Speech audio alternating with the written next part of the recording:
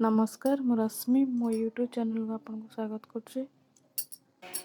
आज भिडियोटी आरंभ करने पूर्व कहे जो मैंने मो चैनल नुआ अच्छा सब्सक्राइब करदे भिडियोटी को फुल वाच करेंगे। जो मन को भल लगे रेसिपीटी भल लगे आपण मैंने निश्चित शेयर करेंगे कमेंट करेंगे।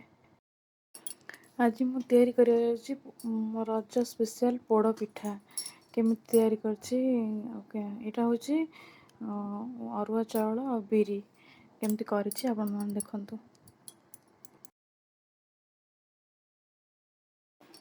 मु गोटे गिनारे माप नहीं जाइछि अरुआ चाउल ठीक से समान गिनारे बिरी गिने नहीं जाइछि देखंतु। एटा हूँ चोपा लगा बिरी आगु ए पानी रे भिजेकी रखिदेवी 7 ରୁ 8 घंटा भिजे दूसरी तापर आगु धोईकी ग्राइंडिंग करदवा।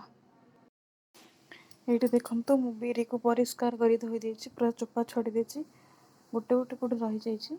एटा हूँ चाउल पूरा परिष्कार करके भी धोई देछि दी जन को भल से धोईकी सफा हो जाइछि। आप ग्राइंडिंग करदवा।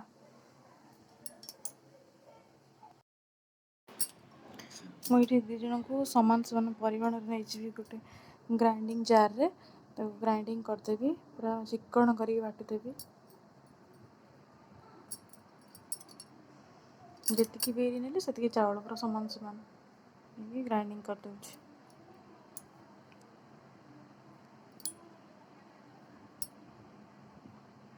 बाटिला टिके बेसी पानी देकी बाटिले पतला हो तो मुझे टिके पानी दे दी स्लाइड बाटी सारा पर मुझे हाफ चामच बेकिंग सोडा पकई दूची पकईकि भल से गोल दबा।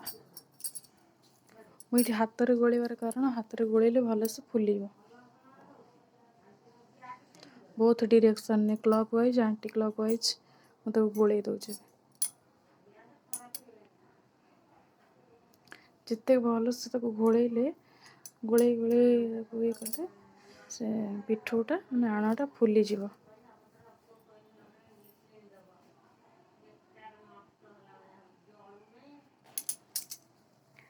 गोले गोले 4 ରୁ 5 घंटा बाहर रखिदेवे फ्रिज रे रखिबे नहीं बाहर रखिदेवे। लुण भी मुझे पकाउनी ओनली बेकिंग सोडा पकाउछि।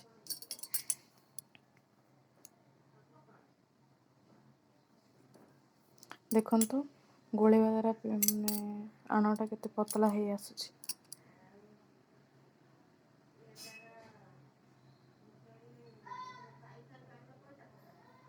आम ढाकुणी गोटे घोड़े दे 5 घंटा मत रखिदेवा पूरा। एबे मुझे गोटे चामच घी दे देकी बादाम और नड़िया भाजी दूसरी टिके मुझे अलग बाहर जिन देनी जहाँ घर जिन बादाम नड़िया नड़िया छोट छोट खंड खंड कर दीजिए बादाम अल्प छड़े दे दीजिए अल्प स्लाइटली घी रे टिके भाजी दूसरी बादाम एबे हे आसले तो काढ़ी दउछि।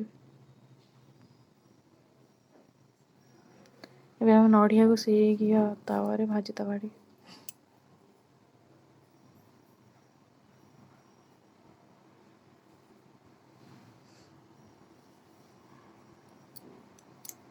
अल्प टिके खाली तार भजा हम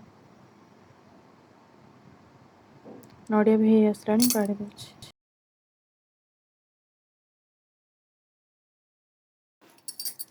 एबे मु बिरी चाउल पिठोटा को गोलेबी आगु जहाँ गोले रखी देती फुली जाइए एबे मु चामच रे गोलेबी गुड़ देदेली जी दरकार आवश्यक गुड़ हाफ चामच लुण जी स्वाद अनुसार भजा होता बादाम और नड़िया खंड खंड सब ये देकी भल से गोल दूची।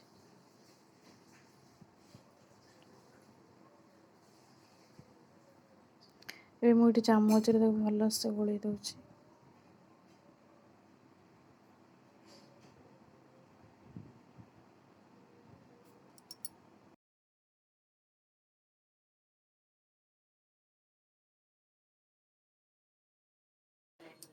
ଏବେ ମୁଁ ପିଠାଟିକୁ ବସେଇବି ପ୍रेसर कुकर। देखते केमती मो तले गोटे तावा दे देछि, ता ऊपर प्रेसर कुकर बसैछि। प्रेसर कुकर 2 चम्मच घी दे देछि। ये को सब आड़े पिटे सब आड़े कर देछि। एबे पिठो उठी सेते मजाड़ुछि।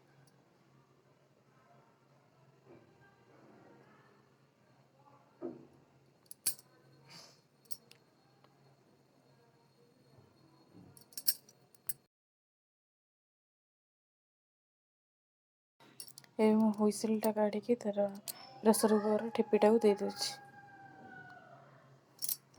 देखो पिठा ए प्रस्तुत हो जाइए केमिति पूरा सॉफ्ट नरम नरम पूरा पिठा हो जाइए।